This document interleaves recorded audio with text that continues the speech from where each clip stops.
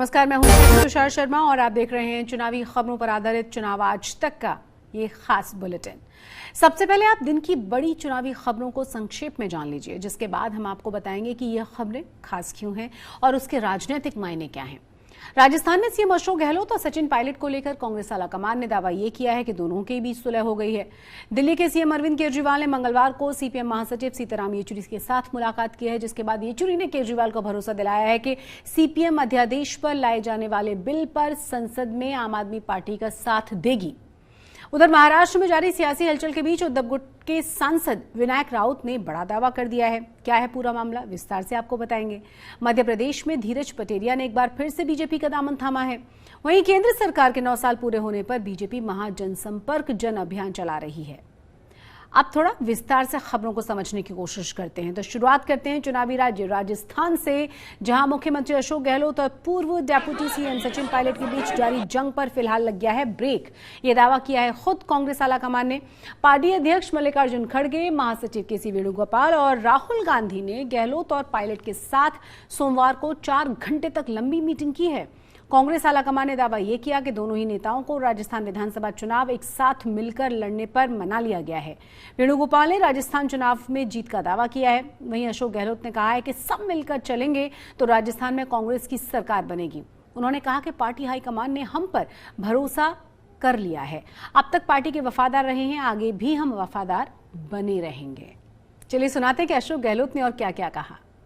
कि किस प्रकार से हम लोग काम करें अपने अपने वहाँ पे। अब भरोसा है वो साथ में मिलकर काम करेंगे। उनके लिए क्या रोल होगा? क्यों नहीं करेंगे? अगर पार्टी में वो हैं और पार्टी में अगर हैं तो फिर क्यों नहीं करेंगे? क्या रोल होगा सर उनके लिए? ये रोल आपके नेतृत्व में ही लड़ा रोल की भूमिका हमारी नहीं होती है। रोल की भूमिका हाईकमान की होती है। कौन क्या रोल है? हाईकमान कहता है तुम्हें आप सरकार में शामिल करने को तैयार है। तो ये मानता हूँ कि मैं खुद कई बार कह चुका हूँ कि मेरे लिए जो है अब पद मायने नहीं रखते हैं, मेरे लिए मायने रखता है जिंदगी में। हमें 3 बार मुख्यमंत्री बना हूं मैं, 3 बार मुख्यमंत्री बनना मायने रखता है, ठीक है। और 3 बार जो है केंद्रीय मंत्री बनना ही मायने रखता है। तो मुझे सब कुछ पार्टी ने दिया है जी।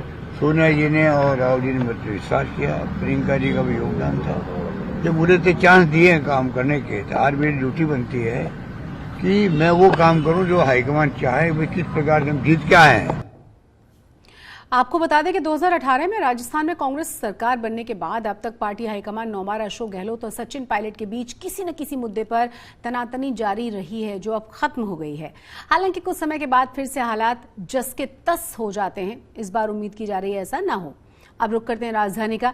दिल्ली सीएम अरविंद केजरीवाल ने मंगलवार को सीपीएम महासचिव सीताराम येचुरी के साथ मुलाकात की है और ये मुलाकात काफी अच्छी रही है आम आदमी पार्टी की तरफ से, क्योंकि कहा यह गया है कि दिल्ली सर्विसेज अध्यादेश पर लेफ्ट राज्यसभा में आम आदमी पार्टी का साथ देगी। येचुरी ने केजरीवाल को भरोसा दे दिया है। सीपीएम अध्यादेश पर लाए जाने वाले बिल पर संसद में आम आदमी पार्टी का साथ देने के लिए तैयार है।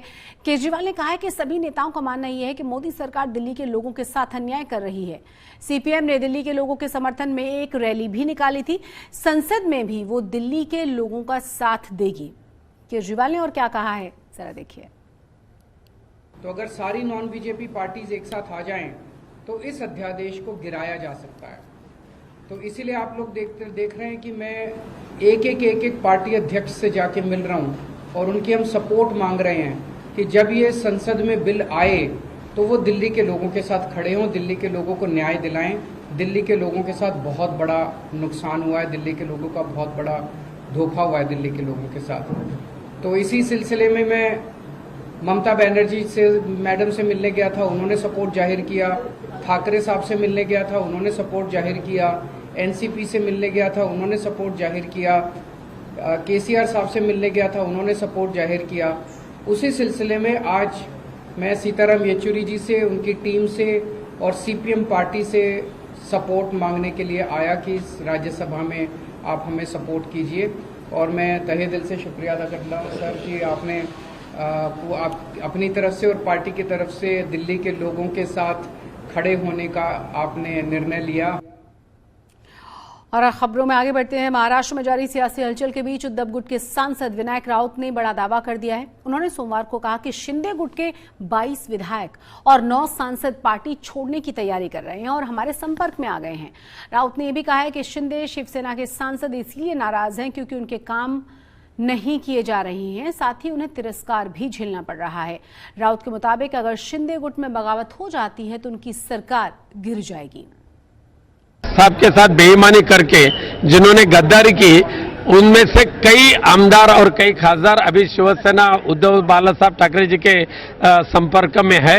उनमें से शुरुआत जो की गजानन कीर्तिकर जी ने, उसके तरफ आपको देखना पड़ेगा। ऐसे सारे आमदारों को लगता है कि उस वक्त उनके गठ में आने के लिए 50 खोखा और उतना ही 100 करोड़ का विकास के लिए निधि उपलब्ध करके देने के लिए वादा किया था, लेकिन गिने चुने 4-5 मंत्री अगर छोड़े तो बाकी सभी आमदार और खासदारों को अभी फंसाया जा रहा है। ऐसी भावना उनके दिल में निर्माण हुई है और उनको पश्चाताप हो रहा है और उनको ऐसा लगता है कि फिर एक बार हम उद्धव साहब के पास जाकर माफी मांगे, ऐसी भावना उनके दिल में निर्माण हुई है। लेकिन एक साफ है कि जिन्होंने गद्दारी की है उनको फिर से मातोश्री का दरवाजा खुला जाएगा, ऐसा मुझे नहीं लगता है। कितने लोग संपर्क में है खासदार? वैसे तो गद्दार गढ़ के 22 आमदार है और 9 खासदार भी संपर्क में है, लेकिन भविष्य में जो हम शिवसेना का जो उद्धव बाला साहब ठाकरे जी के पक्ष का जो काम चलेगा वो निष्ठावंत लोगों को हाथ में लेकर ही काम चलेगा। और उधर महाराष्ट्र के उप मुख्यमंत्री देवेंद्र फडणवीस ने सोमवार को देर शाम महाराष्ट्र नवनिर्माण सेना के मुखिया राज ठाकरे के साथ उनके घर पर जाकर मुलाकात की है। फडणवीस राज ठाकरे से मिलने के लिए दादर स्थित उनके आवास शिवतीर्थ बंगले पर पहुंचे थे। दोनों ही नेताओं के बीच ये मुलाकात लगभग 1 घंटे तक चलती रही। दोनों ही नेताओं के बीच इस मुलाकात के कई सियासी मायने निकाले जा रहे हैं। राज ठाकरे ने हाल ही में कर्नाटक विधानसभा चुनावों में बीजेपी की हार के बाद पार्टी की आलोचना करते हुए कहा था कि जो लोग सोचते हैं कि उन्हें कोई नहीं हरा सकता, वो इस झटके से सीख सकते हैं। महाराष्ट्र में लोकसभा और विधानसभा चुनावों के अलावा जल्द ही स्थानीय निकायों के चुनाव भी होने हैं और इसी मुलाकात को इस हिसाब से भी जोड़कर देखा जा रहा है। रुक करते हैं कुछ बड़ी और अहम खबरों का। मध्य प्रदेश विधानसभा चुनाव से पहले बीजेपी अपने रूठे हुए नेताओं को बनाने में जुट गई है। ऐसे में जबलपुर के धीरज पटेरिया की बीजेपी में वापसी हुई है।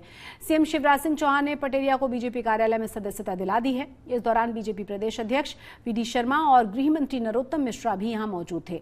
पटेरिया ने 2018 में टिकट न मिलने पर बगावती तेवर दिखाते हुए कांग्रेस का दामन थामा था।